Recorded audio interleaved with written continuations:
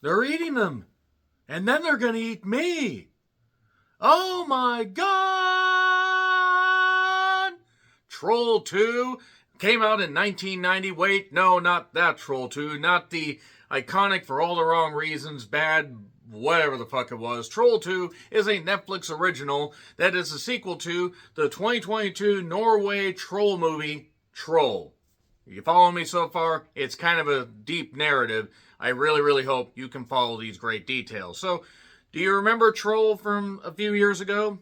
No? Well, here's more of it. You get a recap if you click on Netflix and you go to it and you just see a very brief recap, which is a good thing because while Troll was not necessarily the worst thing, I remember kind of liking it, thinking that enough of it was worth recommending. I really didn't think it needed a sequel, and after seeing this, yeah, I feel confident in still thinking that because this is just more of the same. But now with two trolls because it's Troll 2, Electric Norway Boogaloo. So this features rare director Roar Utang, sorry if I got that wrong, who did the most recent Tomb Raider movie as well as Troll, and was written by Espen Ackham. Sorry for the few critic fans out there that'll get that.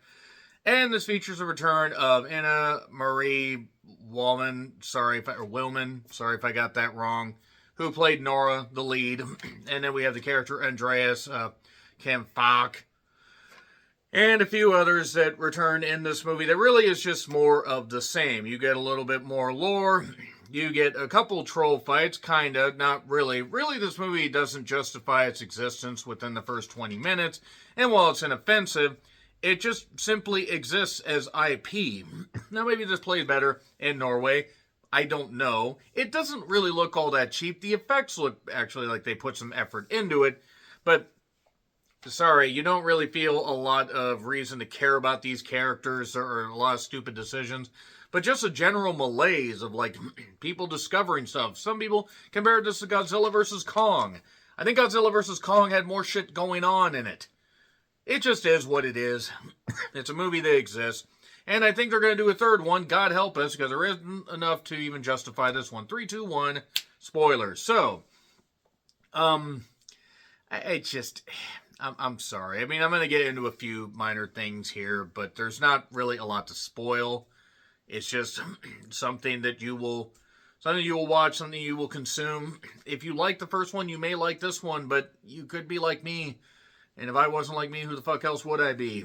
Once again, we get a little bit of backstory. There's Olaf the Holy who drove the trolls out through cruel methods. We see this via a storybook opening.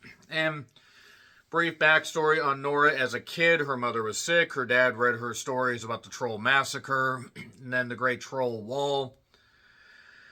And then, there's a nursery rhyme when the troll mama tucked in her 11 small trolls. Da-da. A humming thing that will come back in when Nora does a nice, when Inna does a nice hummer as Nora. That's not a euphemism. She literally hums the nursery rhyme. So she's at an outpost. Andreas shows up.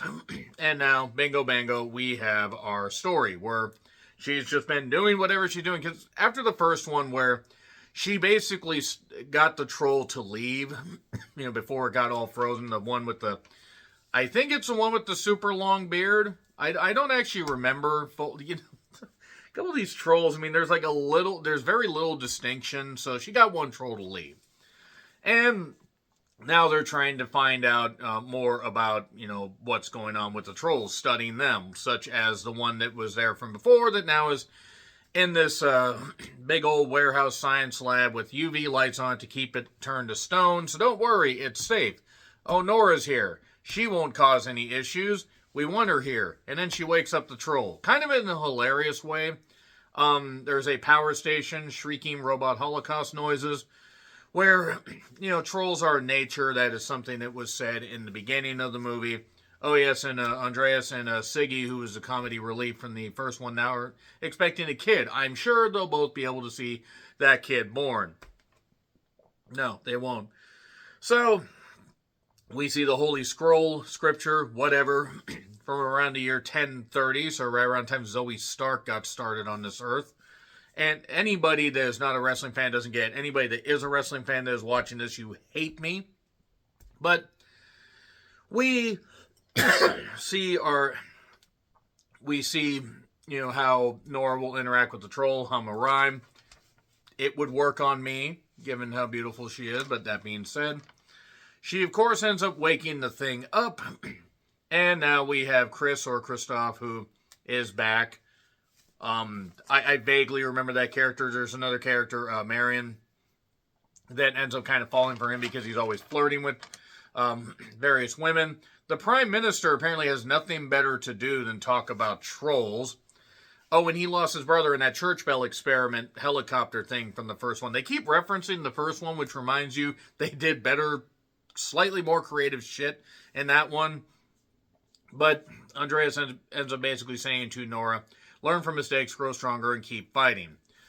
There are two pieces of rock, which I believe are some troll skin, and we find out why those are important a little bit later on. So they have a chopper that has UV trays on it, or UV, like LED boards and everything, straight out of Independence Day or Close Encounters of the Third Kind, if either of those movies were directed by somebody that had no idea how to expand upon a particular lore. And so then we go to a ski resort where basically there are a bunch of Norway bros partying, and then one guy tries to take a selfie, and that ends up kind of hilariously leading to a little bit of destruction. And again, the troll just is going along, and they're trying to figure out the reason for it. We get a little bit of destruction. We get the idea that basically this troll wants to go back home up into North Country, and there's like this one guy that's trying to build a guy named Lars, because that's a creative name for Norway, who's just finished up his house, and then he gets a call on a Nokia. Literally, I think it was a Nokia phone, and his house gets destroyed. But then, while exploring this cave, they find a bunch of symbols, Christian symbols, stuff with Olaf that was carved elsewhere. So basically, this is leading them down the primrose ass, I believe, as the phrase goes.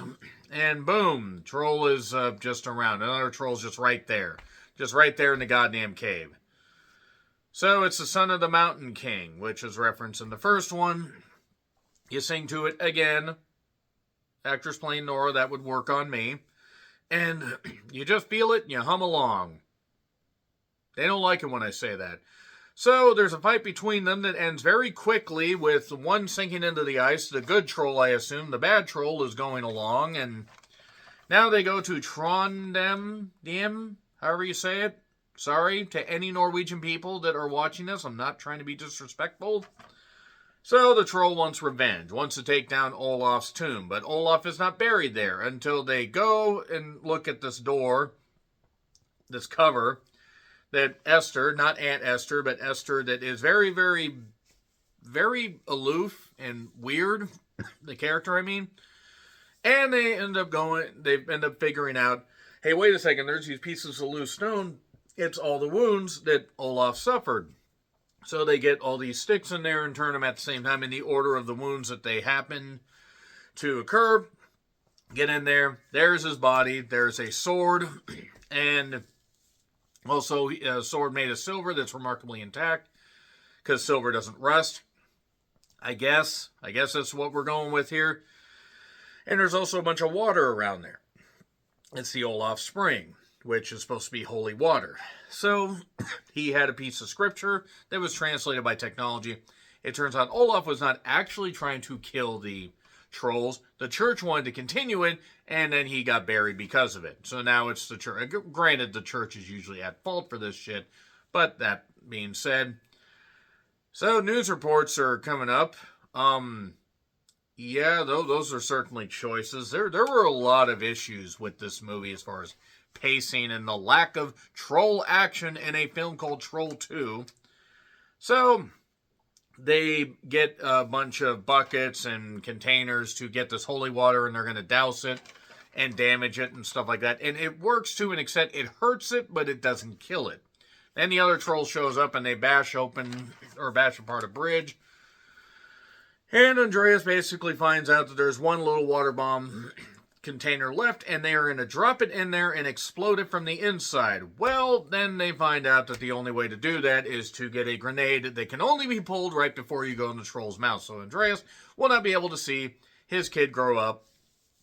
He says to his wife, or his girlfriend, whatever, I don't know if they were married, and I don't particularly care. Tell our, miracle baby that, dad was, and it got cut off. And then she says Superman. I mean, still better than, Superman 4, The Quest for Peace. But we get, we also get Marion and Nora shooting at this thing. And it looks like the other troll, the good troll, I guess, is drowned. Until Andreas goes in there, boom, explodes it from the inside, reaches through, grabs the heart, the other troll does, pulls it out, and that's it. I thought we were going to have Andreas in the heart, which I thought would have been really hilarious. I wouldn't be surprised if they do that in the third one. But, yeah, that was the fight. It wasn't much of a fight. And then we get a narration from Andreas, and oh my god, everything's going on. Oh, how the life goes on. And then we get a mid-credit scene with some guy experimenting on a troll. He's got a little baby troll, and we're going to get a third one. Why? Why? Who asked for this? Why? I didn't even hate this, but it was just so painfully unnecessary. So, yeah, that is it for Troll 2. I think I preferred the other Troll 2, because at least that had meme-worthy material. This is just there. Gets an F, sorry. It's not the worst, but it gets an F. Agree, disagree, what I said, like, share, subscribe, Twitter, Letterboxd, Blue Sky handles in the description. I'm John Reitland. Until we revisit Norway again, God, why would we? Sorry, Norway. Happy trails to you.